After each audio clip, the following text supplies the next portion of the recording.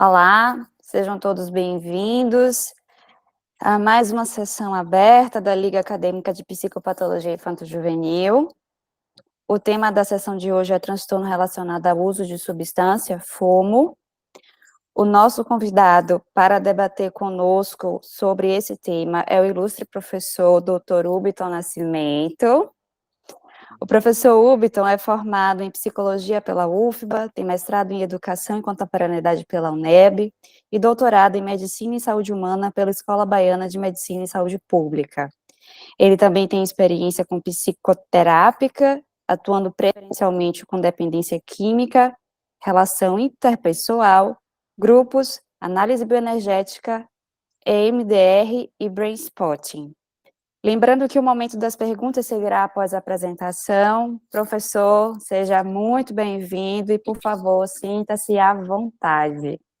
Tá. Muito obrigado, Juliana. Muito obrigado a todos aqui, futuras colegas e colegas. Eu sou graduado pela UFBA, como Juliana falou, e sempre me interessou muito as psicoterápicas, desde o início do meu curso. Eu trabalho a maior parte do meu tempo em psicoterapia. Eu sou professor, né, nos intervalos, para relaxar um pouco também, porque é um ambiente da psicoterapia bem mais denso, as histórias humanas, as dores humanas, não é algo fácil. E aí eu comecei a trabalhar na Baiana em 2004, então tem 20 anos que eu estou na Baiana, como professor do curso de psicologia. Cheguei para dar a disciplina de grupos, fenômenos e processos grupais, que é a minha praia, onde eu gosto muito de trabalhar com os trabalhos de grupo, a psicoterapia de grupo. Nesse momento, nós estamos implantando psicoterapia de grupo na Clínica de Psicologia da Baiana. Nós já estamos com 2 grupos de mulheres, coordenado por estudantes e estagiárias, né? E temos a pretensão de começar mais 2, pelo menos, esse semestre que vem, e eu faço a supervisão desse pessoal. Inclusive, meu mestrado na UNEB tem a ver com grupos também, né? Grupo de cooperativados. E no doutorado não poderia ser diferente.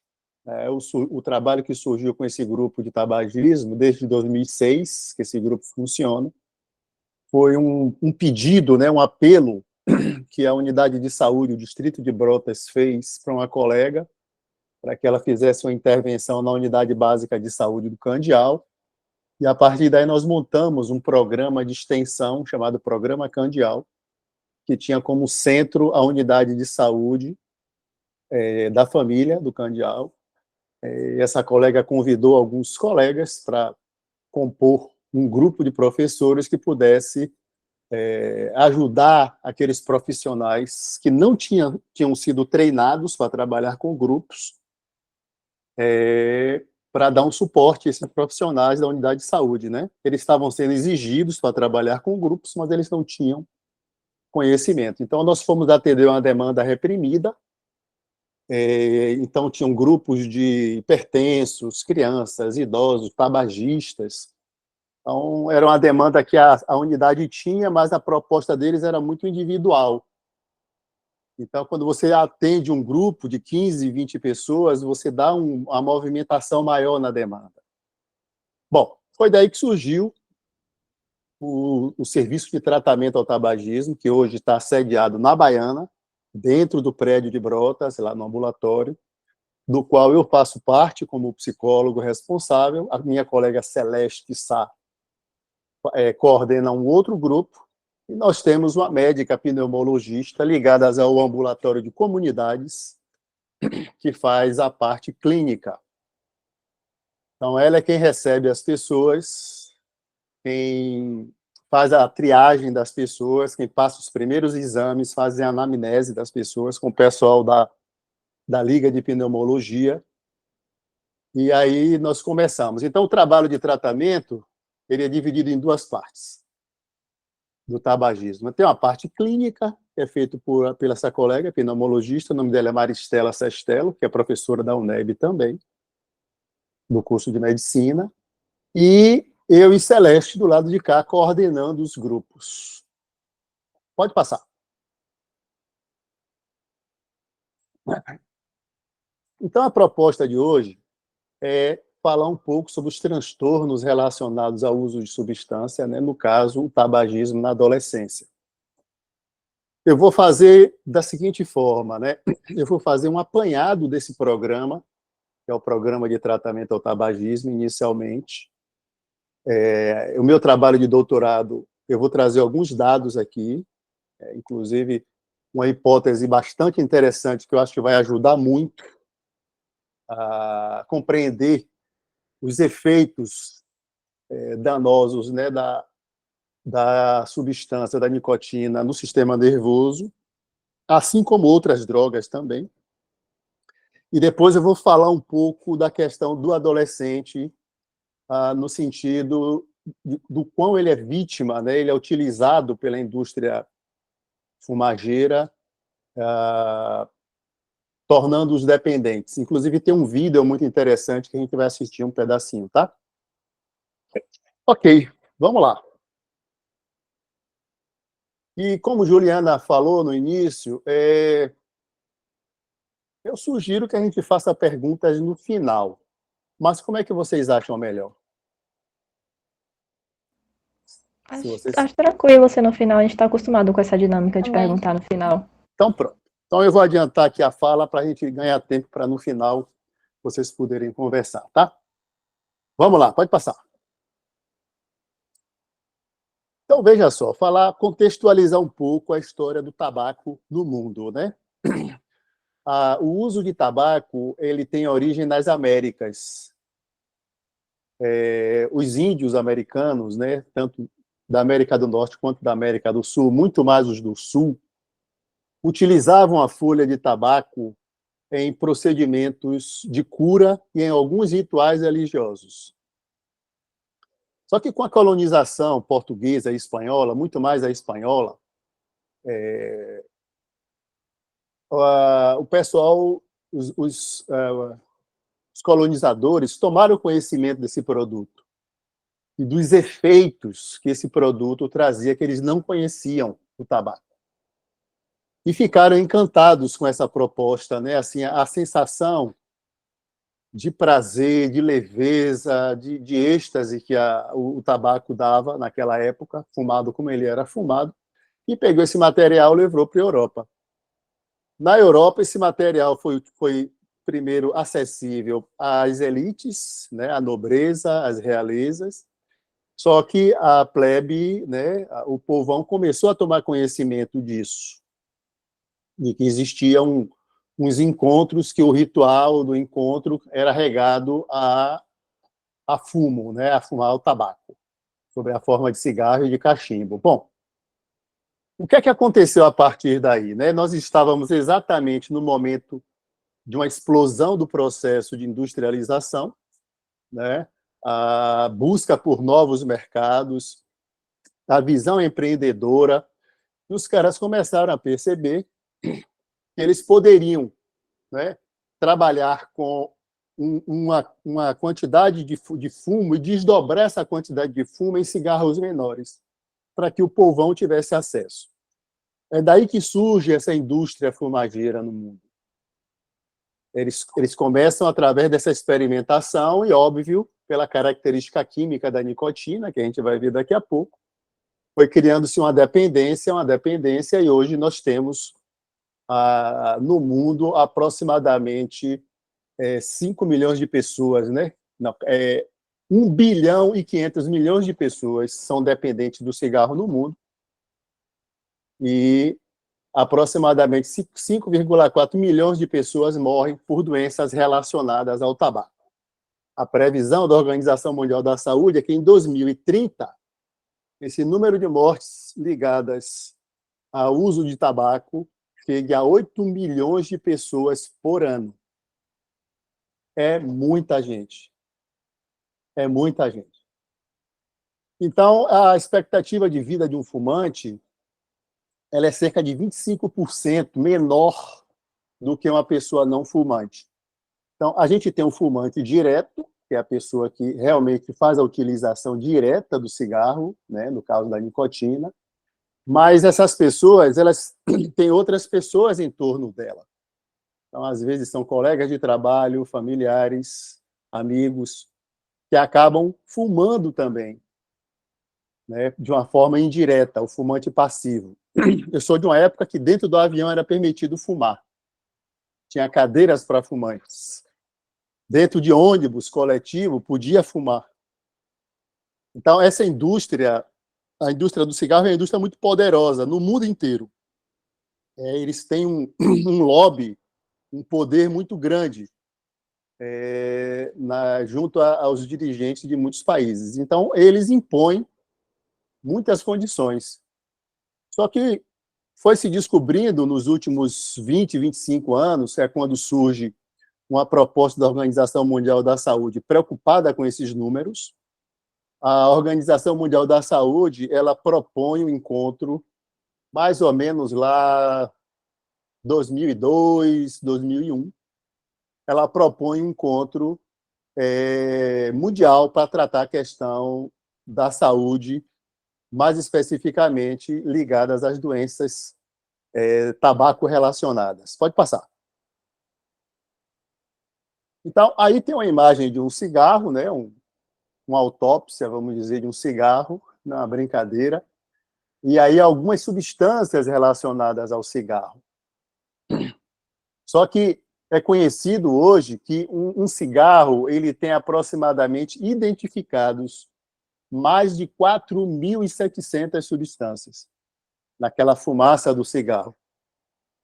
Dessas substâncias, nós sabemos que 50 delas estão diretamente relacionadas com o desenvolvimento de câncer. Não só o câncer de pulmão, mas de outros órgãos do corpo, também relacionados com processamento, com eliminação. Então, a nicotina é a substância que cria a dependência do cigarro.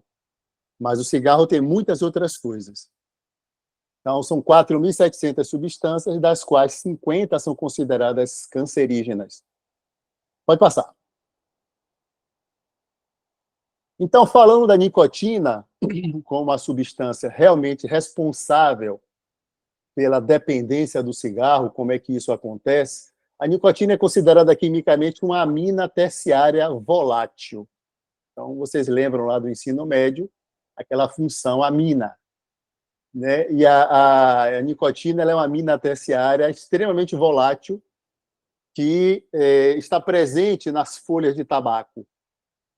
Então, quando o sujeito queima um cigarro, ali naquela pontinha do cigarro vermelhinha, que chega a uma temperatura superior a 200 graus, essa fumaça ela penetra as vias respiratórias e, em torno de 10 a 15 segundos de inalado, essa fumaça ela chega no sistema nervoso.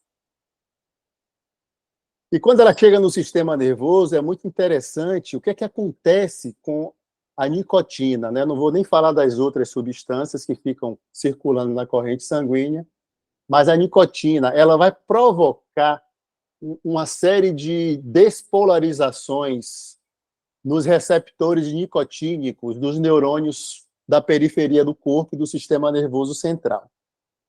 Ora, nós temos nos neurônios alguns receptores, que são receptores nicotínicos, porque a acetilcolina é um neurotransmissor que ele tem uma semelhança química muito grande com a nicotina. Só que ele tem, quimicamente, ele é mais ativo do que a acetilcolina. Então, quando a nicotina está na corrente sanguínea, o que é que ela faz? Ela adere nos receptores nicotínicos, sabe? E impede a atuação da acetilcolina.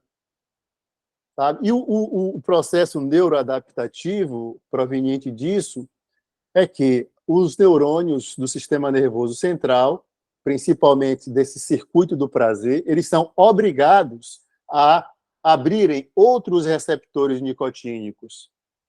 Então, se eles tinham um receptor nicotínico, eles agora têm dois. Um que está ocupado pela nicotina e outro que vai fazer os neurônios funcionar em seu processo de transmissão. Só que essa nicotina, ela fica aderida nesses receptores e depois ela cai na corrente sanguínea de novo e vai ser metabolizada. Ora, Um neurônio que tinha um receptor, ele agora tem 2. O cara fumou um cigarro, um exemplo simplificado. No dia seguinte, ele fuma um outro cigarro. O que acontece? Essa nicotina na corrente sanguínea ela vai aderir nesse receptor e também nesse receptor. O neurônio vai ser forçado a abrir um terceiro receptor. E assim sucessivamente. Isso é o que a gente chama de aumento da tolerância à nicotina. A gente vai tolerando mais nicotina, até que você chega no limite, né, de tolerância, você já está fumando 10, 20 cigarros ao dia, e o processo de dependência já está instalado. Por quê? Porque toda vez que essa nicotina for metabolizada pelo sistema de metabolização, né, que a boa parte é feita pelo fígado, o produto proveniente da metabolização é a cotidina, que é eliminado pela urina, mas agora você tem um neurônio com muitos receptores nicotínicos. O que é que acontece? Você vai sentir uma vontade muito grande de fumar para poder atender esses receptores nicotínicos. E esse processo de tolerância é que cria a dependência da nicotina. Porque quando ela adere nesse sistema, ela provoca uma cadeia de despolarização de uma série de estruturas neuronais, culminando numa descarga de dopamina. Existe um circuito formado pelo núcleo accumbens, tem mais 2 estruturas que agora me foge à memória, que a gente chama de circuito do prazer, que é um circuito dopaminérgico.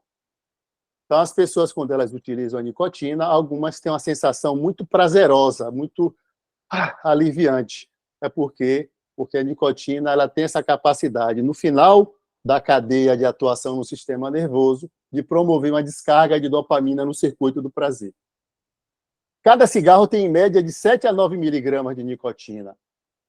É bastante. É bastante nicotina.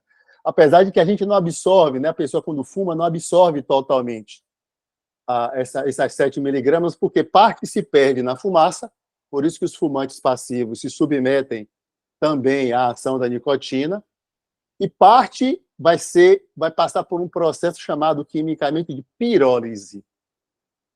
O que é a pirólise? É uma quebra pela temperatura. Aí a nicotina se transforma numa nitrosamina, que é uma substância extremamente cancerígena. Mais uma que se forma. Então, vamos embora. Pode passar. Esse aqui é o que eu chamo do circuito do prazer. Ele fica na parte central, entre os hemisférios cerebrais. Aí você tem aqui a área tegmentar ventral, a amígdala, o núcleo accumbens. Todos esses circuitos aqui, eles são ativados pela presença da nicotina no sistema nervoso.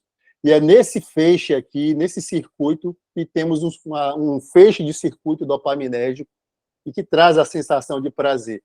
É a mesma sensação de prazer que as pessoas sentem quando comem um alimento, uma comida saborosa, que sacia a fome. Quando você realiza uma tarefa que você sentiu muito prazer em fazer aquilo. Agora, assim, no final do semestre, a gente vai ver muito isso. Sabe? Opa, terminou o semestre, São João, aquela alegria toda. Quando a gente namora também, que sei que o prazer orgástico também tem uma descarga dopaminérgica muito grande nesse circuito. Vamos lá.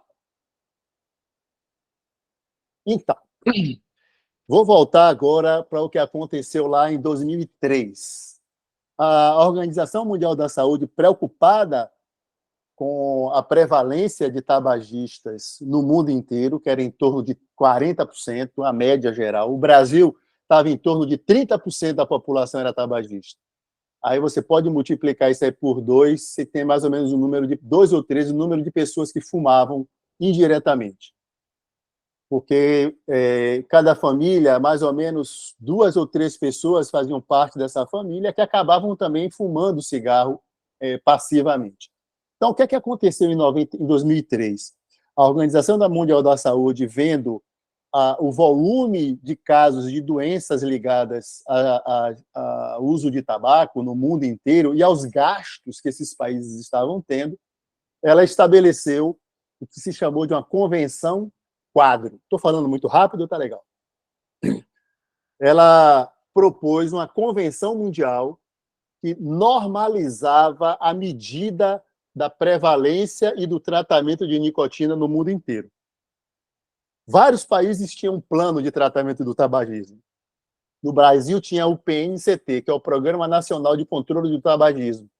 Mas ele utilizava algumas ferramentas para medir a dependência da nicotina, a prevalência da nicotina, que era diferente da Argentina, do México, dos Estados Unidos. Então, era difícil você traçar um parâmetro mundial que uniformizasse e que propusesse uma intervenção efetiva nesse quadro mundial, que aumentava muito os custos, né? Porque uma pessoa que adoece, ela tem um custo muito grande para o sistema de saúde.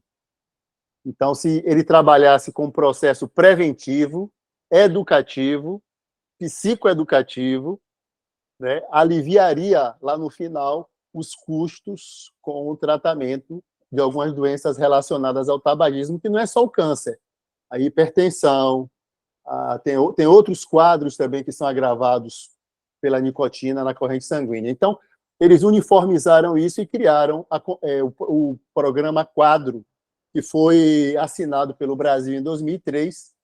E aí o Brasil, com o Ministério da Saúde, resolve, né, em consonância com esse esquema, a montar um programa de controle e prevenção do tabagismo. Aí o Brasil vai fazer um programa chamado Deixando de Fumar Sem Mistérios, que é um programa baseado numa modalidade de tratamento primária chamada reposição de nicotina, que é um recurso muito inteligente, porque a gente trata a nicotina com nicotina, trata a dependência da nicotina, com adesivos de nicotina.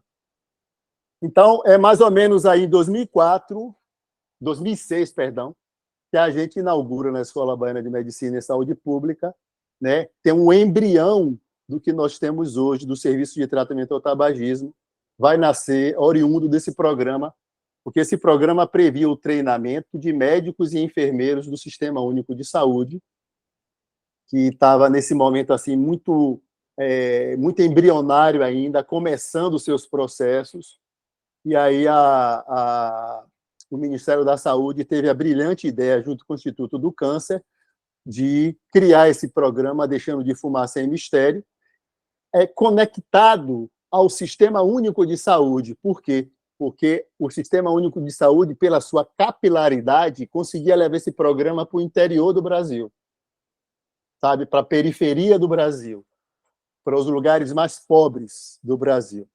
E o governo, então, financiou esse programa, que o programa consistia em treinar profissionais do Sistema Único de Saúde, médicos e enfermeiros, para conduzir um tratamento de reposição de nicotina com adesivos transdérmicos. São adesivos que têm uma gramatura de nicotina de 21, 14 e 7 miligramas. Então, como é que é feito originalmente esse programa? As pessoas chegavam às unidades de saúde, eram encaminhadas para os grupos, era feita uma avaliação do grau de dependência, com alguns testes de Ferguson era um deles, que indicava o nível de dependência dessas pessoas da nicotina, e essas pessoas, então, seguiam num tratamento de aproximadamente 1 mês, podendo chegar a 2 meses, onde a cada semana essas pessoas passavam por uma das cartilhas do programa, que eram 4 cartilhas.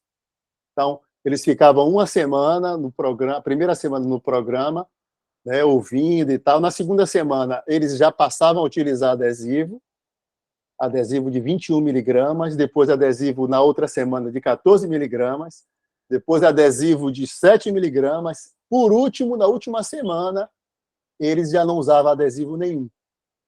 Só que esse programa, feito dessa forma, hoje nós sabemos, né, com a sequência dos trabalhos, as avaliações que vêm sendo feitas, os estudos que vêm sendo feitos, esse programa é um programa que é baseado na metodologia da terapia cognitivo-comportamental, da TCC, E a TCC é uma abordagem psicoterápica, é uma escola da psicoterapia que ela trabalha muito com objetivos, sabe? Então, ela traça um objetivo, ela vai criar as condições para que as pessoas cheguem nesse objetivo.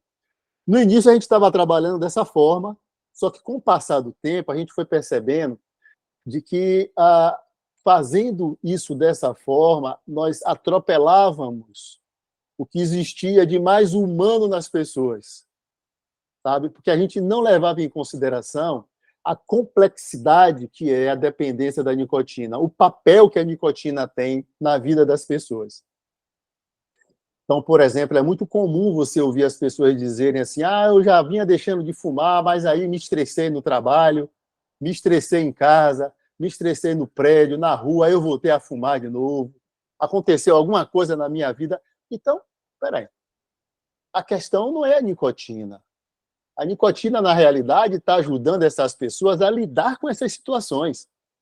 Se essas pessoas não tivessem recurso para usar nicotina, como elas lidariam com essa questão? Então, a gente estava perdendo de vista a humanidade das pessoas, focado num resultado, focado num objetivo que era a abstinência. Pronto. Nós tiramos a abstinência de foco no programa da Baiana, ultimamente. A gente quer que as pessoas deixem de fumar? Queremos.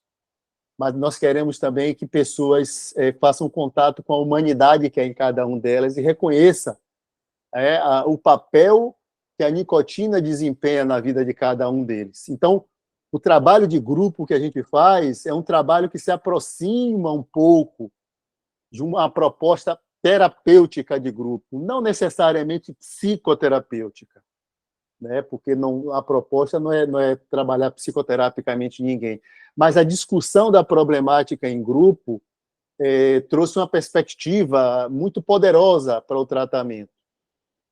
A Pfizer desenvolveu um produto chamado Champix, que na realidade é a veraniclina, que é a substância. Isso no início dos anos 2000. Foi um investimento monstruoso, um evento gigantesco nos Estados Unidos.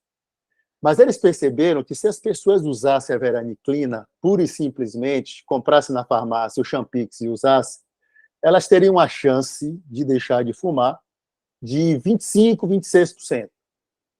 25% a 26%, né, a cada 100 pessoas, de 25 a 26 pessoas deixavam o cigarro.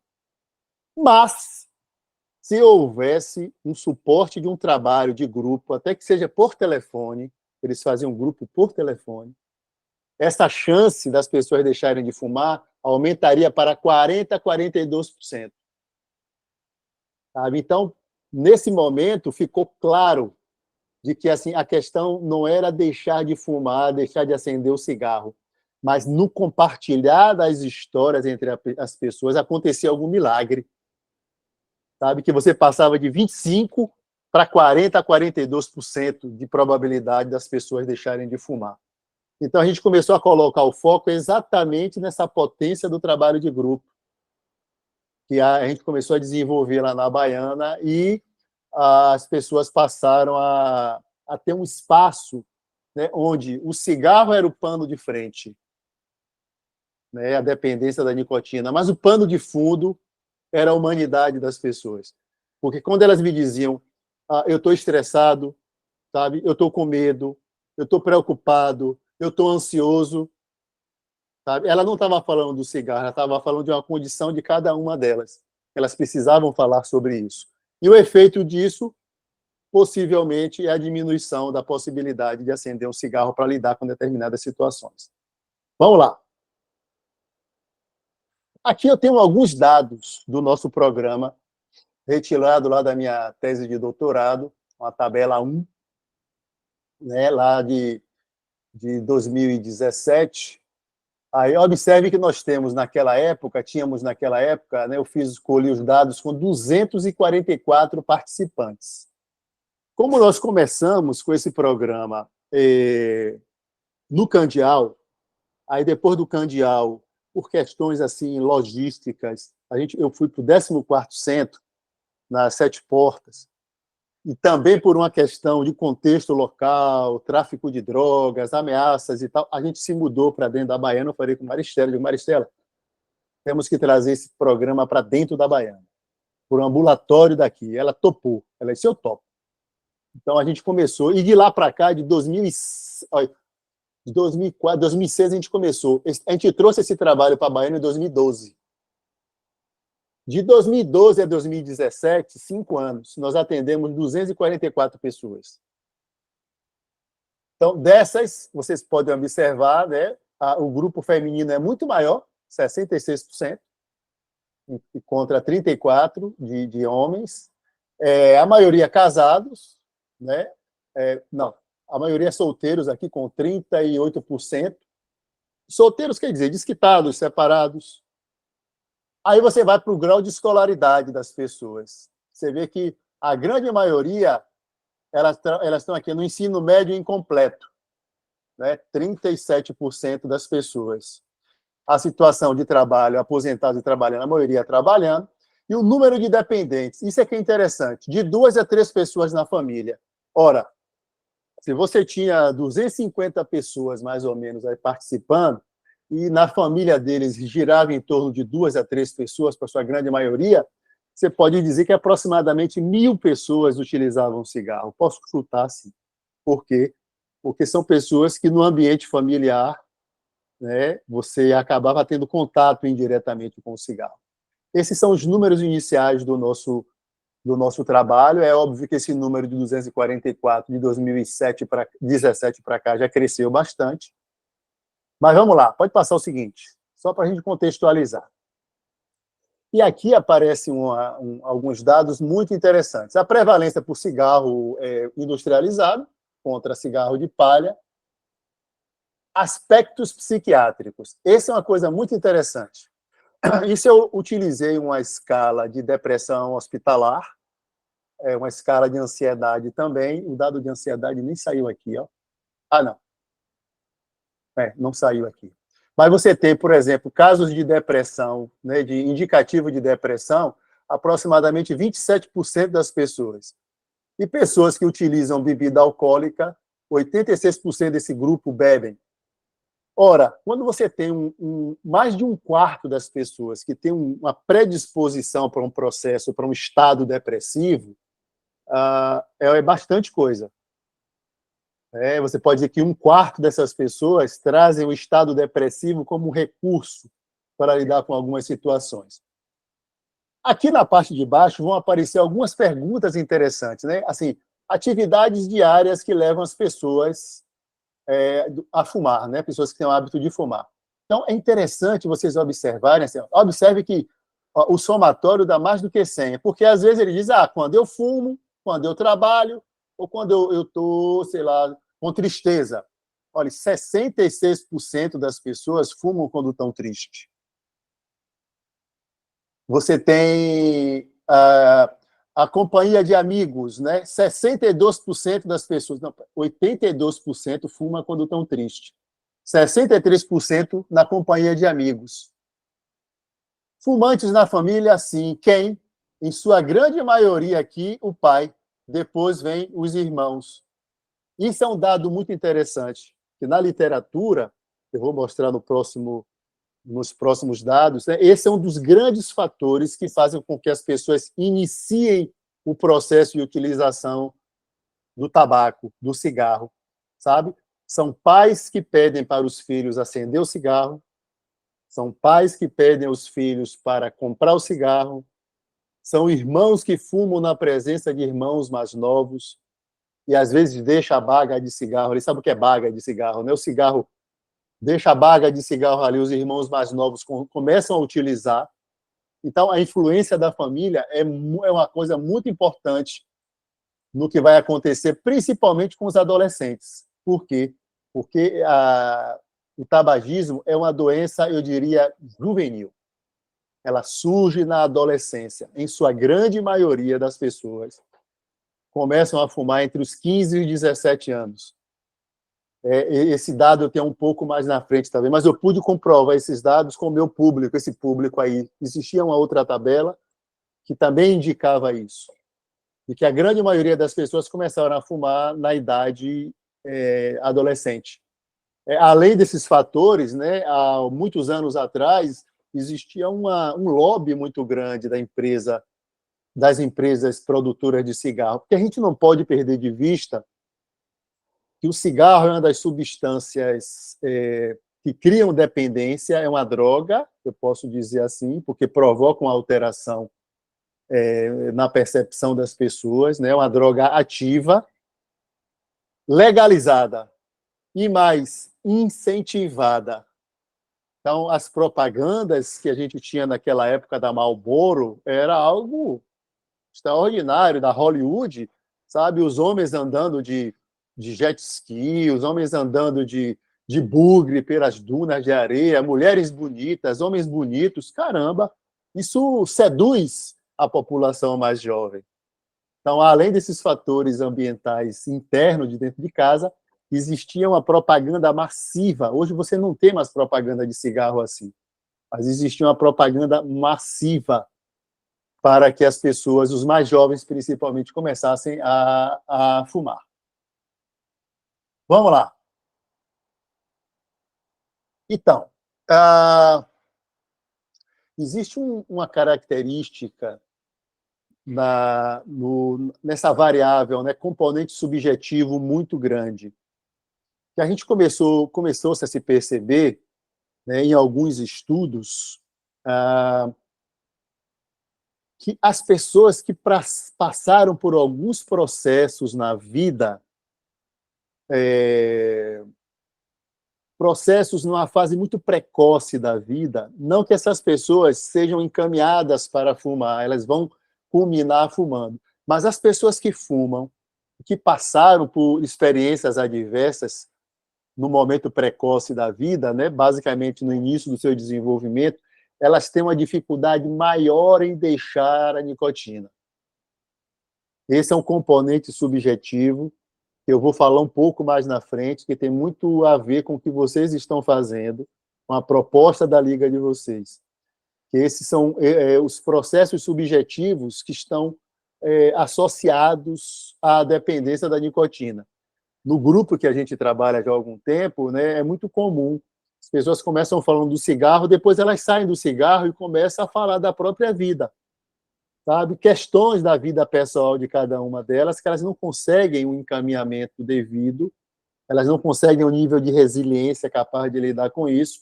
Aí o cigarro vem em socorro dessas pessoas, sabe? Pode passar. É o que eu estou falando aqui agora. Durante o meu processo de estudos, né, eu fiquei muito interessado, muito preocupado, né, com algumas pessoas que tinham muita dificuldade de deixar de cigarro. Elas fumavam 20 cigarros, conseguiam reduzir até 5, 6 cigarros, mas não conseguiam deixar o cigarro. Era impossível para elas deixarem o cigarro. Eu comecei a perceber que eram pessoas muito sofridas, que tinham uma história de vida muito difícil. E aí eu fui para a literatura, para ver, né, se eu conseguia entender um pouco através do que já havia sido pesquisado. Existe um grupo de pesquisa que ele tem uma extensão mundial, tem vários países, tem vários núcleos ligados a isso, que é um grupo que estuda as experiências adversas na infância, ACE, Adverse Childhood Experiences. Os caras começaram a perceber de que as pessoas que têm experiências adversas na infância, o que é que ele chama de experiências adversas na infância? São 5 categorias básicas. Os abusos, abuso físico, abuso emocional, abuso sexual. As negligências, negligência física, negligência emocional. Eles incluíram mais um agora, que é a violência intrafamiliar. Então, o que é que ele chama de abuso físico? Crianças que passaram por violência física dentro de casa, apanharam muito. Sabe? Abuso emocional. O que você puder imaginar de exigências emocionais para uma criança que ela não tem ainda suporte psicológico para lidar com isso.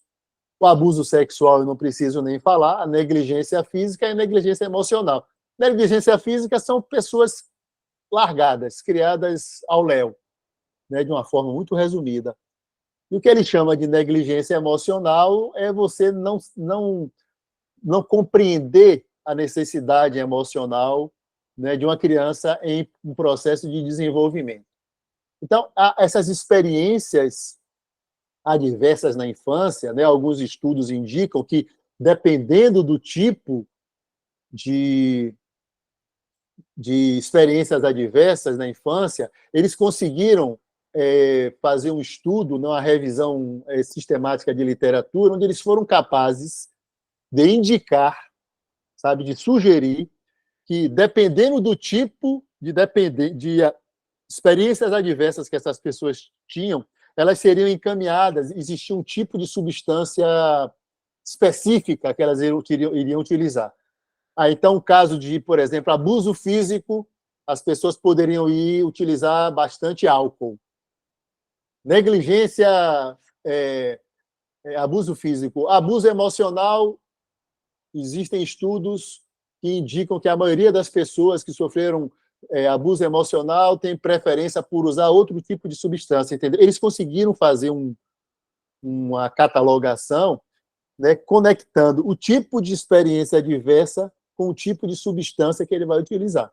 Então, o álcool tem um efeito específico sobre o sistema nervoso, a nicotina tem um efeito específico, os alcaloides, que são a cocaína, o crack, tem outro efeito, sabe? Os excitantes e alucinógenos, então, cada um tem uma forma de atuação no sistema nervoso.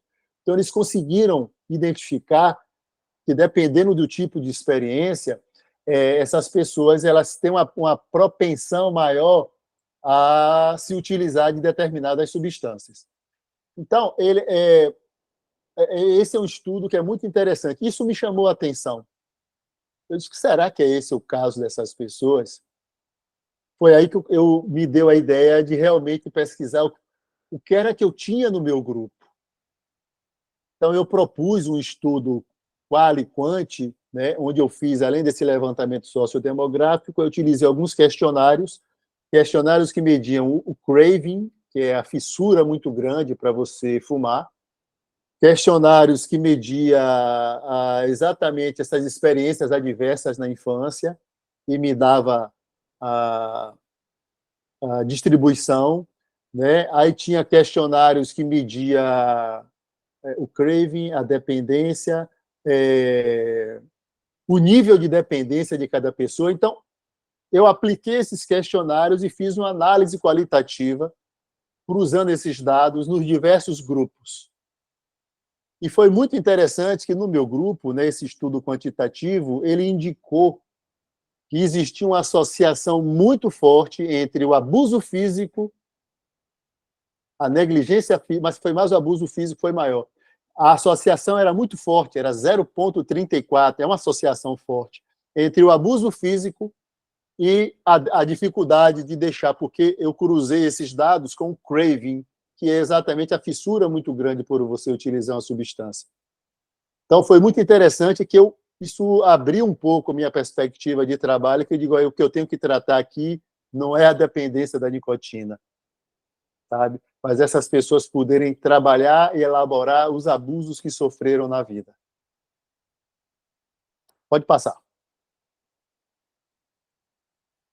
Então, aí ficou claro, né, na revisão de literatura, né, de que assim, essas situações de estresse... Olha, gente, entenda o estresse como uma reação fisiológica do nosso corpo quando nós nos sentimos ameaçados de alguma forma, quando a nossa vida é ameaçada.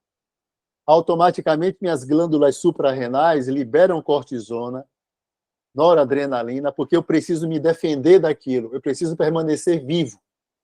Então, qualquer situação na vida que você tenha que ameace, sabe, a gente generaliza. Estou estressada hoje. Tá, beleza. Mas o estresse é uma reação que ela é traduzida, né? O indicador do estresse é a dosagem de cortisol na minha corrente sanguínea. Então, as situações de estresse, né, é uma das variáveis preditoras para o uso de substâncias, que não só o cigarro, mas de uma forma geral.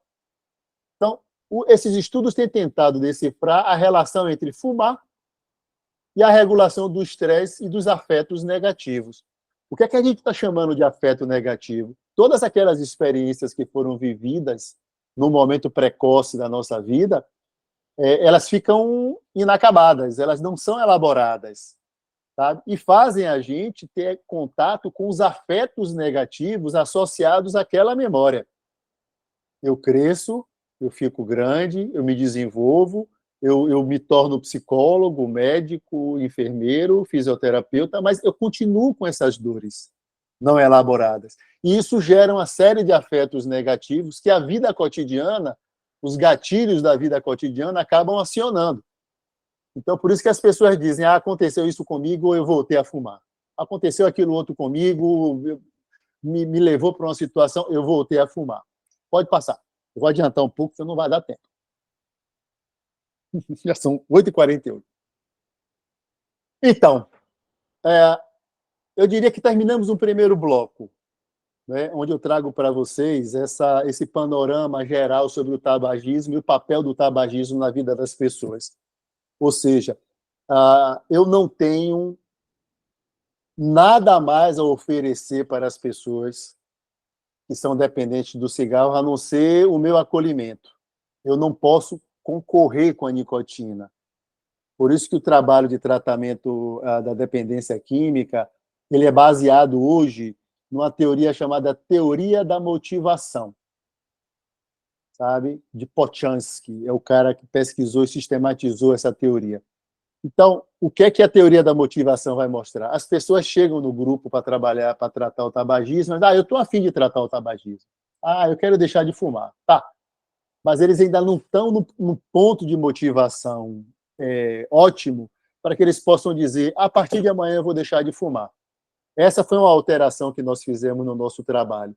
A gente não dá mais o adesivo no primeiro dia que a pessoa chega, porque eles acabam tendo uma sobredose de nicotina. Porque se o adesivo tem nicotina e ele continua fumando, ele tem uma sobredose de nicotina.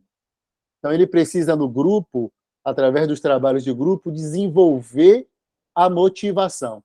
Passar de uma fase pré-contemplativa para uma fase contemplativa, para um momento de ação, é quando eles dizem, a partir de amanhã eu não vou fumar mais.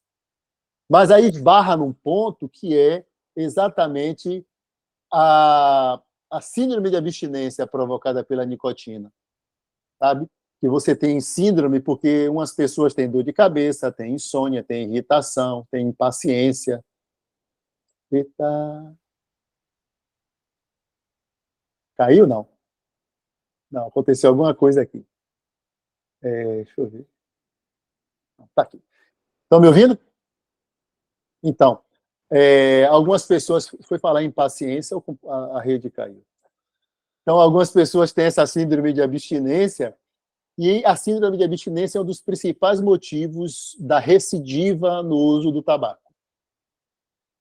Então, por isso que a gente usa a nicotina para tratar a nicotina. Porque a pessoa já está no estado motivacional ótimo, ela já é capaz de perceber que ela já pode ficar sem acender o cigarro, sabe? Mas ela continua sentindo aquele mal-estar em decorrência da ausência da nicotina na corrente sanguínea. Então, você entra com adesivo, mas ela não acende o cigarro, porque tem outras coisas envolvidas na dependência que não é só a dependência química, sabe? Uma pessoa, quando ela fuma um cigarro, ela leva o cigarro na boca entre 5 e 8 vezes. Então, observe que até fisicamente tem uma questão do hábito de fumar. Pessoas que têm o hábito de fumar em determinados horários do dia, é quando ela vai sentir mais a síndrome de abstinência. Só que aí a gente entra com adesivo, já que ela não está fumando. Porque essa parte do hábito ela consegue trabalhar e devagarzinho a gente vai desmamando os adesivos de 21 para 14, de 14 para 7, de 7 para 0. E aí o tratamento, depois que eles passam dessa fase da ação, que a ação é você deixar de fumar, de acender o cigarro, passa para a próxima fase, que é a manutenção do processo. E aí termina o tratamento. Essas pessoas vão embora, de vez em quando reaparece lá, algumas têm recaída, voltam, não tem problema, a gente não tem problema em receber as pessoas de volta, sabe? Mas elas seguem trabalhando. E aí eu fui buscar um pouco, né, pelo pedido de vocês, para trazer um pouco desses fatores, né, ligados ao risco do tabagismo na adolescência. E aí eu fui fazer um levantamento, que não era um ponto de estudo meu, focar na adolescência, mesmo sabendo que a dependência da nicotina é uma doença adolescente, é uma doença juvenil. Ela surge, em sua grande maioria, na adolescência.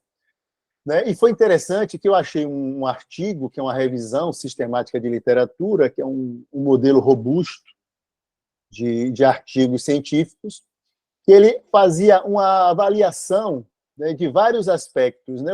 Os estudos, né, foi um estudo de base escolar e de base populacional. Mas eles puderam trazer uns dados muito interessantes, que a prevalência de tabagismo em adolescentes, né, foi um estudo de base escolar no Brasil, que utilizou como definição de fumante o uso regular de cigarros e o uso no último mês, mostrou que a prevalência entre os adolescentes é de 10% a 16%. Isso ele está tomando no Brasil como um todo. Existem estados que são um pouco mais, os estados do Sul, normalmente, beiravam, nessa época do estudo, em torno de 25%. Os estados do Nordeste costuma ter uma prevalência menor. Hoje, Salvador, depois que iniciou esse programa Deixando de Fumar Sem Mistérios, o Brasil, de uma forma geral, passou de uma prevalência de 30%, hoje nós temos 15% de prevalência. E Salvador saiu de 10% para menos de 5%. É difícil você achar pessoas que fumam em Salvador hoje. Não é tão comum. Sabe? Às vezes você procura um fósforo para acender uma churrasqueira e você não acha. Eu tive... exato. Eu tive essa experiência. Acender uma churrasqueira e, de repente, sim, cadê o fósforo? Não tem. E no condomínio, condomínio de 14 casas, ninguém fumava. Aí teve que acender um chumaço lá de papel para trazer para acender a churrasqueira. Então, a prevalência do Brasil hoje é em torno de 10% a 16%. Pode passar. E aqui ele traz alguns dados muito interessantes que eu acabei fazendo uma seleção de dados, né, que são fatores de risco. Então, vocês observem aqui, por exemplo, né, que você tem aqui o estudo, né, a extensão do estudo, né, nesses estados aqui, Belém, Brasília, Belo Horizonte, Curitiba, o N foi de 16 mil pessoas, 16 mil jovens, de 10 a 18 anos, e aí vai, né, na sequência aqui. Agora, o que me chamou a atenção foram os fatores de risco, ou seja, fatores que contribuem para que esses jovens, de 10 a 16% em média, acendam o cigarro, né, passem a fumar. Então, esses fatores foram pesquisados em vários estudos. Eu fiz uma compilação do próximo slide. Pode ver. Olha só. Então, você tem, por exemplo, fatores que contribuem para que os adolescentes fumem. Vocês lembram que eu falei lá atrás de que as experiências adversas na infância elas estão relacionadas com o uso de substâncias. Mas, mais do que isso, a relação mais intrínseca é com a dificuldade dessas pessoas deixarem de fumar. Sabe? Porque senão a gente vai entender assim, a pessoa sofreu maus tratos na infância, vai usar substâncias. Não. Espera um pouquinho. Essa relação não é verdadeira, essa associação não é verdadeira. Mas sabemos que as pessoas que fumam ou que usam outras substâncias, que têm histórias adversas de maus tratos na infância, têm mais dificuldades em deixar a substância. Sabe? Mas esses dados que surgiram aqui são indicativos, né, de que, veja só, as pessoas, quando começam a trabalhar muito cedo, os adolescentes que começam a trabalhar muito cedo, a ganhar seu próprio dinheiro, cursos noturnos, o que eles chamam de defasagem escolar, pessoas que repetem de ano muitas vezes, também é um grupo muito propenso, a fumar. Isso aqui a gente trouxe também no nosso estudo, né? Assim, tabagismo dos pais, tanto de pai quanto de mãe, e de familiares de uma forma geral. A prevalência maior de tabagismo é no sexo masculino, nos adolescentes também. E essa prevalência ela vai aumentando com a idade. Então, o jovem que tem 12, 13 anos, né? Então, à medida que ele vai chegando para 18, 19 anos, essa prevalência vai aumentando. Né? Baixo nível socioeconômico, fazer uso de bebidas alcoólicas também. A gente sabe que o álcool ele tem uma característica de início euforizante, depois ela deprime, e é muito comum as pessoas sentirem vontade de fumar quando estão bebendo, até pessoas que não costumam fumar, porque o álcool ele estabiliza um pouco esse processo euforizante. O tabagismo ele vai trazer uma perspectiva dopaminérgica de deixar as pessoas um pouco mais calmas. E o álcool vai jogar um pouco mais para cima. Então, quando o cara usa a nicotina, ele parece que ele fica mais estável quanto à questão da bebida. Tabagismo entre irmãos, melhor amigo, os melhores amigos, às vezes, né, o grupo, adolescentes são pessoas, né, que, assim, nessa fase da vida, que costumam viver em grupos, então, os processos de pertencimento ao grupo, às vezes 2, 3 pessoas do grupo fumam, acaba virando quase que uma regra geral para que todos fumem. Em ambos os sexos, a prevalência também aumenta com a idade, e a questão dos amigos aqui, de 2 ou 3 amigos, são fatores preditores. E os fatores de proteção, eles trouxeram a religião e o esporte.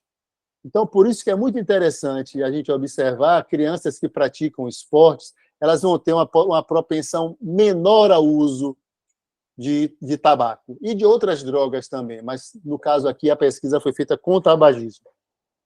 Podem passar. E aí eu queria trazer para vocês agora um vídeo muito interessante que eu achei no YouTube. Eu já tinha ele há muito tempo, mas ele ainda está no YouTube. Que a gente vai observar, nos últimos anos, né, as pessoas têm falado muito dos cigarros eletrônicos, do vape, sabe? E é interessante a gente observar a perspicácia e a malícia e a maldade da empresa, da indústria tabagista, sabe? Porque eles perceberam que o grande público deles é o adolescente, sabe? Não é as pessoas na fase adulta. Assim, da fase adulta já está dependente, sabe? Mas se eles focarem, né, levarem o foco para o público, será que vai conseguir passar o vídeo? Não? Ou... Deixa eu tentar aqui. Tá. Ele já tá aqui? Só que só é a imagem, né? Só foi a imagem? Só foi a imagem. Tem que depois, professor. Tá. Então, eles perceberam de que o público deles era o adolescente. Então, o que é que eles fizeram? Qual é o grande incômodo do cigarro? É o cheiro. Sabe? É o cheiro da palha queimada que incomoda, que causa, sabe, sensações desagradáveis. Então, eles perceberam assim, ó, se a gente conseguir extrair a nicotina, sabe, levar essa nicotina sobre a forma de solução, né, numa solução de nicotina, e acrescentar um aromatizante, esse preconceito com o cigarro vai acabar. E aí eles criaram o cigarro eletrônico com o intuito, né, de manter essa camada da população, que são os jovens, dependentes da nicotina.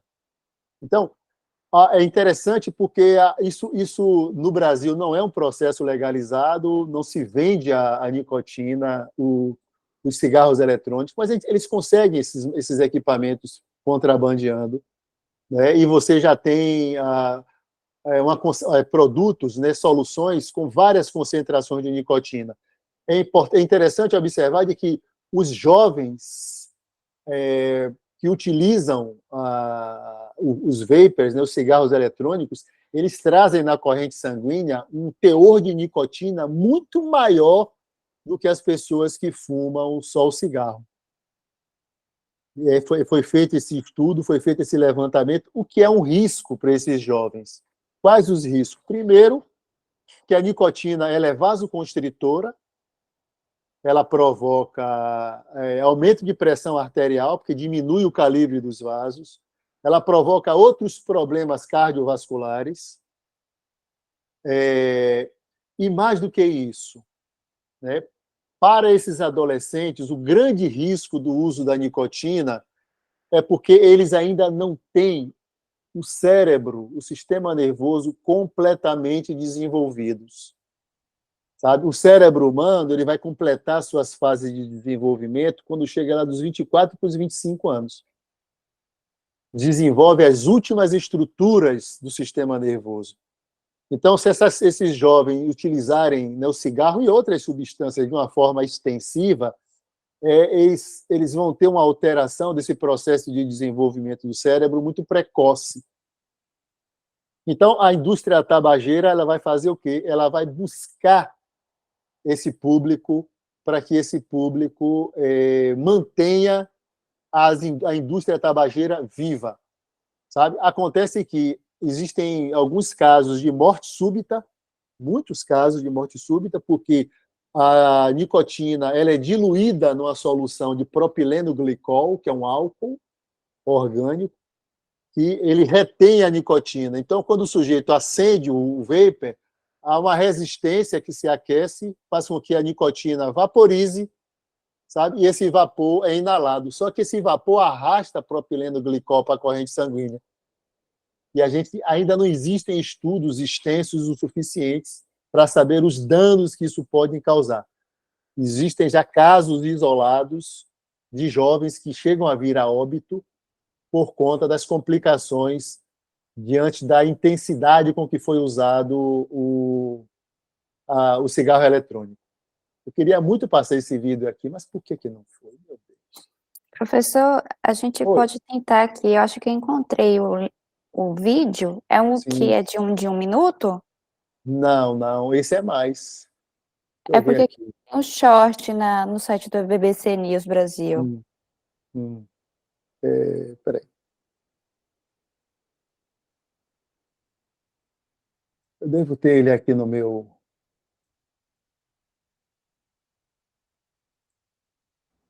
Vou parar de compartilhar para a gente conseguir tentar reproduzir o vídeo.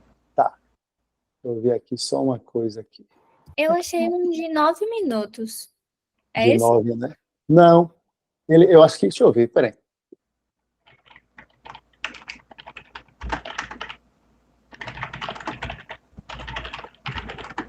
Aqui, eu achei ele aqui.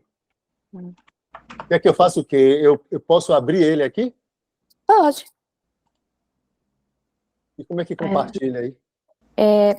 Tem aí um botão embaixo com uma setinha no meio de um retângulo. Uma setinha no meio de um retângulo. Peraí.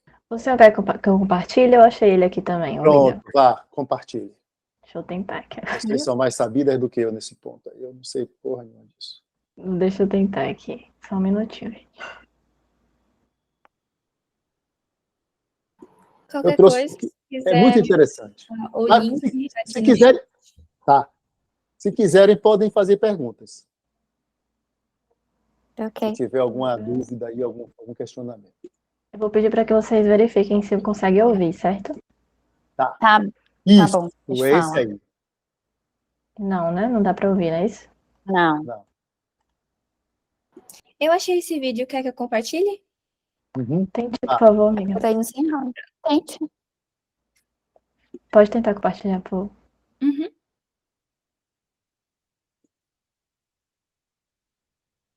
Enquanto isso, querem perguntar alguma coisa? Ficou claro? Vamos lá, rapidinho. Começou pronto. você. Ótimo. Pronto. Eu trouxe a história do cigarro eletrônico, que eu tinha quase certeza que vocês iam perguntar. Eu já matei antes a pergunta. Ok, gente. O que é que vocês querem saber mais aí, se eu puder responder? Vamos começar aqui. Tem alguns comentários no nosso chat. Mas eu queria lembrar também que dia 31 de maio é o Dia Mundial ou Internacional da luta contra o tabaco, contra o tabagismo. Então, parece que tudo conspirou a favor da temática da Liga, enfim. né? Massa. E Átila vem com um comentário dizendo que tem um documentário muito interessante na Netflix que se chama Big Vape. Fala justamente sobre a primeira empresa criadora do cigarro eletrônico e como ela utilizou da publicidade para que grupos mais jovens sentissem a necessidade de pertencer a essa camada de fumantes. Agora, professor, eu venho aqui também complementando isso aqui, uma indagação. Se a substância colocada no vape fosse outra, não fosse a nicotina, que é socialmente aceita, se fosse uma que é socialmente repudiada, será que a resposta da sociedade ao vape seria tão passiva quanto ela é com o cigarro, com o vape? A gente traz aqui a reportagem, né, de que a empresa que fabrica eu só quero chamar ele de pendrive, gente, o vape, não sai, eu tenho que me esforçar, que fabrica o vape, fala, olha, a Anvisa colocou lá no rol de que precisa de mais estudos e isso é uma viés para a regulamentação. Ela não se coloca, ela coloca a Anvisa, mas ela não se coloca quanto agente e responsável de uma situação de saúde pública. A gente não pode negar que ela é um agente ali que, quer queira que não, interfere nas condições de saúde pública. Exato. Aí vem esse questionamento, será mesmo que se a substância fosse outra, o posicionamento seria o mesmo? Olha, você hoje tem a questão do... Eu não sei se seria o mesmo, mas você já é possível encontrar vapor hoje para THC, que é a substância que existe na folha da maconha que causa aquela sensação alucinógena em quem fuma o cannabis em palha. Então, eles já estão conseguindo produzir óleo de cannabis para vapor, né? Mas a questão que a gente precisa ficar atento nós estamos falando de um processo mercantilista, sabe? Estamos falando de indústrias poderosas no mundo inteiro, sabe? Indústrias que têm um lobby, uma penetração lobby em todos os países. Então, a gente não está lidando com amadores, está lidando com figuras extremamente preparadas, né? Essa saída do cigarro eletrônico foi um golpe nos sistemas de saúde, sabe? Um golpe profundo, porque a ideia deles é como o repórter falou, é manter um alto nível de dependência numa camada de jovens que mais tarde vai fumar cigarro, vai manter a indústria funcionando. Então, como é? Tem um barulho? Tá. Então, é interessante a gente observar de que, se fosse outra substância, essa sociedade... Eu acho que a sociedade vai começar a tomar pé quando ela os estudos começarem a surgir falando dos prejuízos que esse cigarro eletrônico tem causado, né? Infelizmente, algumas pessoas vão precisar ser vítimas desse processo para que outras tomem como exemplo, sabe? Então, todo o processo de controle sanitário que nós somos submetidos, né, está indo por água abaixo por conta de um lobby poderoso. Quando eles dizem assim, a Anvisa está num processo de legalização, isso é uma jogada de marketing poderosa. Ele sai de cena e coloca a Anvisa como a responsável por isso. Se vire. Você é quem vai ter que proibir. Você é quem vai ter que mostrar que meu produto é um produto perigoso. Não sou eu quem tenho que provar. Eles tiram a culpa deles. Entendeu? Porque para eles não é um produto perigoso, é um produto lucrativo. Entende? Então, eu não sei se seria outra substância, porque o interesse deles não é com outra substância, sabe, Juliana? É manter as pessoas dependentes da nicotina. Entendeu? Então, lá na Baiana, nós tivemos um caso de um estudante que estava fumando um cigarro eletrônico dentro do serviço de psicologia. E foi um choque para a gente esse semestre, né? As colegas vieram trazer esse dado para a gente e a gente foi para cima dele. Sabe? E o argumento dele é porque eu fumo na minha casa e não incomoda ninguém. Mas aqui não é sua casa. Suas colegas não podem receber, as pessoas de sua família não reclamam, mas aqui não pode. Porque o aroma é um aroma que não deixa suspeita. Parece que ele está incensando o ambiente, mas naquele incenso tem nicotina. E muita nicotina, diga-se de passagem. Muito mais do que o cigarro comum. Então, a gente tem que deixar, manter na vista da gente que a gente está lidando com uma indústria poderosa, com um lobby muito poderoso. E esses caras não vão vender isso barato. Emily levantou a mão, pode perguntar. Professor, foi ótima a sua apresentação. Eu achei, assim, todas as perguntas que eu tinha, né, das coisas que eu li antes, o senhor já respondeu tudo, então. Coisa de professor, Emily. Ele se antecipa. Exatamente, se antecipou. Mas, assim, foi ótimo. Eu vou fazer o comentário, então, né, já que eu acho que a gente fica muito claro também essa questão que o senhor trouxe da dependência, da dificuldade, né, de largar esse hábito, né, esse vício, a partir dessa questão da negligência, dos abusos, né, de situações de vida. Eu acho que isso fica muito claro na clínica, né, e também quem tem conhecidos, né, eu acho que fica muito claro, assim, essa dificuldade, porque são histórias, né, pessoas que foram expostas a essas vivências mais estressoras que às vezes se repete, né, na vida, são Isso. ciclos que vão se repetindo. Então, eu acho que isso dificulta ainda mais, porque, como o senhor trouxe, é uma dependência não só química, mas aí tem o comportamento, né? Isso. Uma coisa que eu achei interessante também, e que eu ia comentar, era que a gente vê alguns relatos de pessoas que pararam de fumar. Acho que Celton Mello. Celton Mello? Eu acho que O Celton Mello. ele publicou algum dia algo sobre isso, e com a questão do cheiro, né? Acho que ele falou que parou por conta a questão do cheiro, que afastava as pessoas. E aí os relatos das pessoas sempre trazem, né, como esse começo foi na adolescência. Então isso é muito marcante, assim. E é isso, eu queria comentar isso, que pelos relatos também já dá para perceber, né, essa questão do início na adolescência. Eu não tinha percebido, assim, essa questão do cheiro do vape, né? Que realmente faz muito sentido. Eles foram muito estratégicos, porque realmente é a coisa primordial, assim, do cigarro, né? O cheiro incomoda muito. E aí me lembrou esse comentário do Celton Mello, né? Eu também já teve uma situação que eu tava assim, eu não tava na época que tava surgindo, assim, pra mim, né? Que eu conheci o vape. E aí, eu não fumo, mas assim, que eu tava ouvindo falar. Aí eu tava assim, numa piscina e comecei a sentir um cheirinho de morango. Gente, esse cheiro tá vindo da onde? Que cheirinho gostoso. Aí eu que tava vindo da onde esse cheiro? Aí quando eu olho pro lado, tem um pessoal fumando, Aí minha colega, é o vape? Eu, vape? Ela, Aí eu, gente, não sabia que existia isso. Coisa Aí, enfim. massa.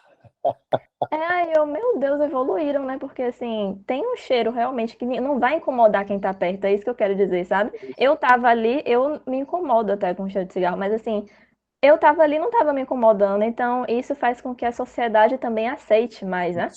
Isso. E o outro comentário que eu ia fazer antes da minha pergunta, tem uma série que se chama Mad Men. E aí, eles é sobre a indústria do marketing, né? Assim, eles são homens que trabalham no marketing, assim, né? E é uma série mais sobre isso, mas se passa nos Estados Unidos, né? E aí eles trabalham muito com marcas de cigarro. E aí tem uma sacada na série que aí fazem com que essa empresa deles subam, né? Que eles começam a crescer. É dos anos 60, ele se passa nos anos 60, essa série. E aí eles começa a surgir os estudos de que o cigarro faz mal, né? Nessa época, assim, começam a surgir uns estudos. E aí isso prejudica a indústria do marketing. E aí eles começam a fazer um marketing de um cigarro específico, que é aquele cigarro, ele é torrado. E aí as pessoas começam assim, eles começam a vender mais. Aí me lembrou essa história do vape, que aí, né, começa a vender mais, é mais saudável. Ninguém Ninguém se preocupa em realmente saber por que é mais saudável, por que estão falando que é mais saudável, né?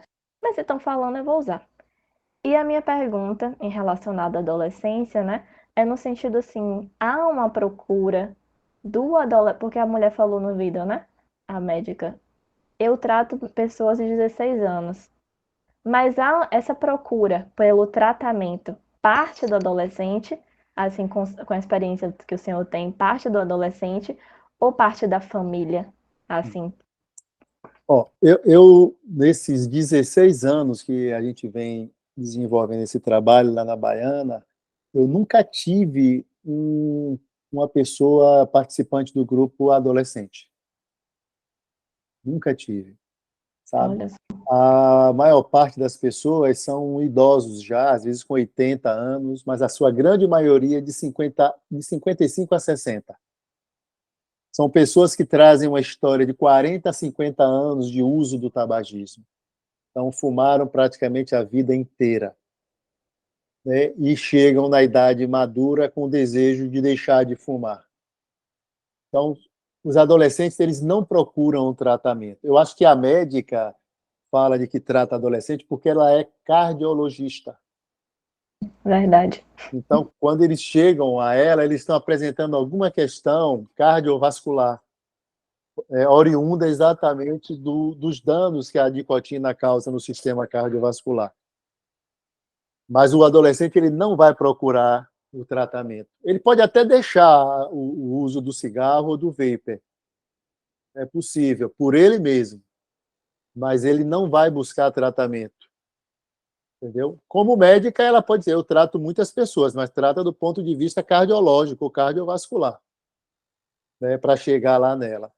Mas eles não procuram, não. Pelo menos, né, na minha história, que a gente tem desse público todo que vocês viram aí, né, de 2012 a 2017, 280 pessoas mais ou menos passando. Acho que agora a gente está com mais de 600 pessoas que passaram por lá. Não tem um caso de adolescente. Foi o que eu imaginei, assim. Mas o senhor, né, diria, assim, que qual seria a melhor medida, assim, eu imagino que seria a psicoeducação, né, nesse sentido, mas para acessar esses adolescentes, né, porque realmente é muito forte, tem a questão da identidade, do grupo. Quando eu li, assim, né, o trabalho do senhor, eu pensei, realmente um grupo, né, Uhum. de apoio, realmente me parece muito efetivo, principalmente na adolescência. Seria interessante, porque se o adolescente tem essa questão da influência do grupo, que é muito forte, né, da questão de se identificar e tudo mais, então um grupo de apoio seria a coisa mais Seria interessante. Mas interessante. como, né, como fazer isso? Eu acho que tem uma coisa assim. É uma pergunta muito difícil, Emily, de responder. Né? Eu vou recorrer aos meus mestres. Existiu um psiquiatra alemão que migrou para os Estados Unidos, né? Ele foi o precursor das terapias corporais. O nome dele era William Reich.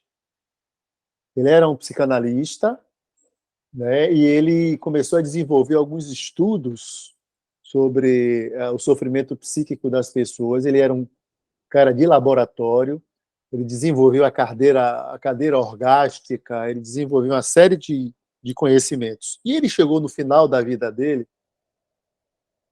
de que ele dizia assim, olha, não basta a gente tratar as pessoas na fase adulta, quando elas já estão adoecidas, sabe? Elas só vão manter os consultórios cheios. Ela vai manter o trabalho para a gente, para mim e para vocês que são psicólogos aqui no grupo. A gente tem que desenvolver uma metodologia que envolva a escola e a família, sabe? Ele queria atacar o sofrimento psíquico que surge nas escolas, nos grupos familiares, treinando professores, sabe? Trazendo o cuidado psíquico para dentro da escola, no formato grupal. É fantástico fazer isso, porque você atende um número maior de pessoas, sabe? Então, essa ideia dele era a ideia de intervir na base desse processo. Como nós, profissionais de saúde, nós somos profissionais políticos, nosso trabalho é um trabalho, acima de tudo, político, seja o fisioterapeuta, seja o médico, seja o psicólogo. Que a gente vai mexer com a polis, com a melhoria da qualidade de vida na cidade. Político nesse sentido. É óbvio que você levar um nível de discussão desse para dentro da escola, você vai despertar, sabe, uma consciência desses estudantes que eu não sei se interessa para o projeto pedagógico da modernidade, sabe? Você vai ajudar a tratar esses meninos na escola, vai, sabe? Mas você vai desenvolver também figuras, como a gente está vendo aí agora, um adoecimento, uma psicopatologia generalizada no mundo inteiro, com essa ideia de fascismo, e para mim isso é psicopatológico, não é possível, não é possível, sabe? Você vai desenvolver um nível de consciência, e o Reich, diga-se de passagem, era um psicanalista comunista, sabe? Quando ele lança essa proposta nos Estados Unidos, o que aconteceu com ele? Foi preso e foi morto. Foi Dizem que ele deu um morrido. ataque, foi morrido. Foi Dizem que ele deu um morrido. ataque cardíaco. A gente sabe que não, porque ele trazia uma proposta com estudos consistentes para intervenção na base da sociedade. Não interessava para o capitalismo. Não interessava para o capitalismo. Entendeu? Aí alegaram que ele era comunista e que ele estava atentando à ordem nos Estados Unidos, que era formar esse sujeito que a gente está vendo hoje, sabe? Que não consegue perceber o que está acontecendo em volta dele e que vai reproduzir, né, o que o projeto pedagógico quer, formar pessoas para o chão de fábrica para manter o sistema capitalista funcionando como tal. Então, a intervenção, para mim, Emily, tem que se rever esse projeto pedagógico, sabe? Tem que levar para a escola a discussão de temas interessantes, não só relacionado a tabagismo, a drogas, mas a sexualidade, a respeito ao próximo, né? E aí vai começar a surgir, nesses encontros, temáticas muito pessoais, que pode ser abordada pelo grupo e tratada pelo grupo. Eu acho que isso vai ajudar a desenvolver um outro nível de consciência e ajudar essas pessoas a elaborar questões da sua própria vida, sabe? E viver um processo de uma saúde psíquica, né, comunitário, coletivo. E aí a gente vai, mais uma vez, de encontro à proposta da modernidade. Quer dizer que Juliana é concorrente de Emily, que é concorrente de Maria Fernanda, que é concorrente de Camila, que é concorrente de Luana. Foi isso que os caras disseram.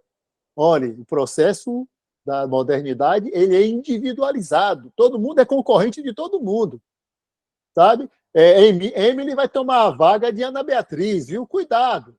Mentira. A gente acha que fake news é algo novo. Não. Está potencializado. Na realidade, o que a gente precisa é desenvolver um coletivo. É no coletivo que essas coisas precisam ser encaminhadas, e não no individual. Ora, se eu for desenvolver o coletivo, meu irmão, ferrou-se. Sabe? O neoliberalismo, quando ele surgiu agora em 1988, né, com a proposta do consenso de Washington, a primeira coisa que os caras atacaram foram os sindicatos. Se você observar, continua. Não existe mais sindicato. Não existe sindicato dos trabalhadores, dos petroleiros, né, dos professores. Por quê? Porque no sindicato as questões serão tratadas coletivamente. E não é interessante para o neoliberalismo, que foi uma proposta de ressuscitação do capitalismo. Não é interessante para eles que as pessoas tenham consciência de classe, sabe, que elas se reúnam para falar das suas questões. Então, é uma luta muito grande, nós vamos levar muitos séculos ainda aí para poder despertar para a necessidade de desenvolver um cuidado coletivo. Mas eu acho que a atuação tem que ser nesse local aí, sabe? Na base. A gente propor para as escolas, propor para as comunidades, propor para os condomínios, sabe? A constituição de pequenos grupos para discutir determinados temas, para trabalhar com os jovens, com as crianças, determinados temas que não são tratados, porque a família falhou nesse processo, a família foi destruída nesse processo, não existe. Então a gente tem que voltar para o antigo. Diga, Ju. Vamos para a próxima? Eita, Camila, tá, pois é, vamos para a próxima. Camila aqui está rapidinho, uma Fê, que eu já faço para você. Professor, Para o senhor, quais são os maiores desafios em relação a trabalhar com adolescentes envolvidos com o abuso do fumo? Boa pergunta. O maior desafio, eu acho que talvez convencê-los dentro daquela proposta de tratamento, que é o modelo que a gente está trazendo lá na Baiana, para que eles se motivem a deixar esse processo. O tratamento do tabagismo ele depende da motivação. Ora, se o adolescente não tiver motivo para deixar, não vai ter ação. Então, eu acho que a dificuldade maior é que ele se motive para isso. Tá? E eu acho que aí é que está o trabalho no coletivo. Você ter jovens num grupo de pessoas, jovens fumantes, num grupo com jovens não fumantes. Quando você tem essa diferença no grupo, você cria um gradiente e consegue sustentar um debate sobre a temática. Então, e tem a experiência do jovem que fuma e tem a experiência do jovem que não fuma, que não gosta do cigarro, para ver se a gente consegue tocar essas pessoas, esses jovens, né? E ele ouvindo as opiniões dos diferentes, ele consiga se motivar para buscar uma outra alternativa. Sabe? Individualmente é mais difícil, Camila, para a gente conseguir fazer isso, sabe? Eu acho que as escolas têm um papel fundamental nesse processo, né, de promover esse debate, promover essa discussão sobre o tabagismo, sobre o vapor, por exemplo, sobre os males que o tabaco traz, sabe? Uma discussão permanente, né, onde esses jovens possam estar trazendo sua perspectiva. Eu acho que é a motivação. Eu não acredito que os jovens que fumem tenham essa motivação de deixar o cigarro, não. Rapidinho, Na minha opinião, viu? rapidinho, Ju, só para acrescentar esse pensamento que o professor está trazendo, eu acho que até seria interessante essa discussão do jovem com o jovem, porque às vezes o professor está falando lá, aí fica naquela, né? Ah, é mais velho, tá dando lição de moral. Se tiver outro jovem que não faz uso, ou sei lá, né? Vai abrir para o debate. Tipo, ó, né? Interessante. Perfeito, perfeito. Eles não Talvez vão ouvir tornar um mais velho. o grupo terapêutico, não necessariamente psicoterápico, mas um grupo Isso. terapêutico, né? E aí, em algum momento, essa temática surgir na roda. Isso. Talvez nessa perspectiva conseguisse, porque quando a gente já vai com uma temática, por exemplo, como tem o grupo, né, antitabagismo lá na Baiana, com uma maioria de uma faixa etária muito maior do que a dos jovens, então talvez, né, um adolescente vá ter uma dificuldade muito maior de fazer vínculo, de fazer laço com aquela pessoa que já é mais velha. Que aí volta para essa perspectiva que você está trazendo, Emily. Mas se trouxer uma perspectiva de uma roda de conversa para falar sobre o que os jovens fazem. Jogam, namoram. Perfeito. Enfim. Falar dos temas variados. Exato. E aí vai chegando as coisas. Eu acho que a gente precisa ter professores, né, capacitados para fazer isso. Exato. Ou fazer as aulas psicólogos também nas rodas de escolas. conversa. Não é fazer um momento de roda de conversa, é as aulas serem, eita, lá vai eu para Paulo Freire, horizontalizadas. Dos compartilhamentos dos saberes. Talvez é aí que o professor tangenciou, não, bateu o martelo várias vezes, ó, precisa mudar o formato do ensino.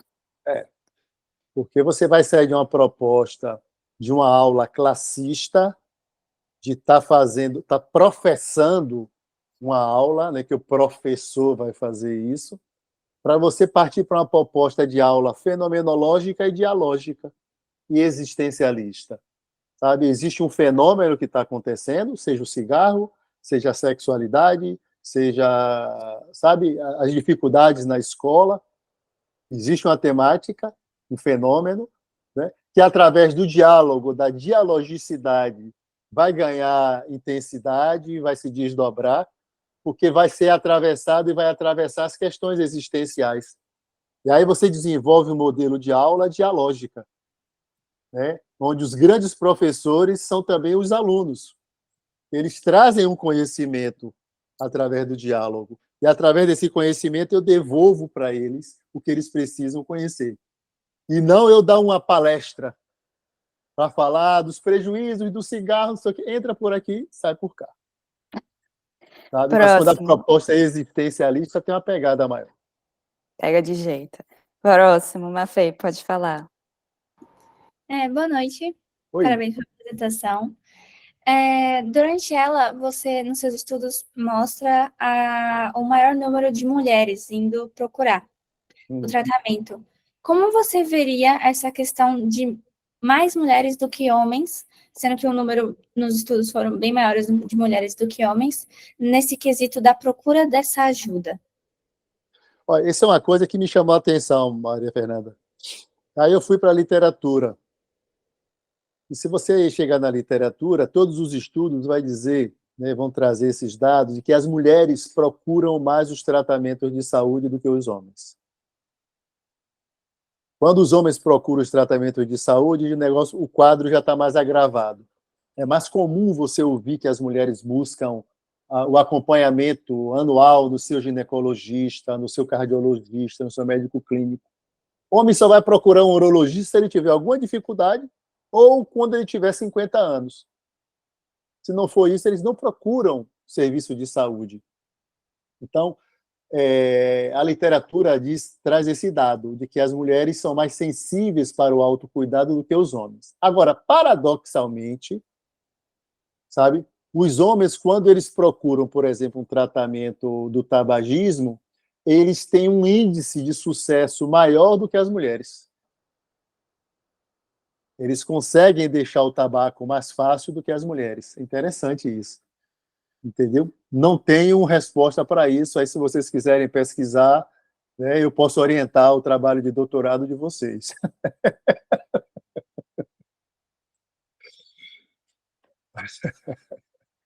Respondi, Maria Fernanda? É porque não tem uma resposta clara, né? Assim, a literatura diz isso também.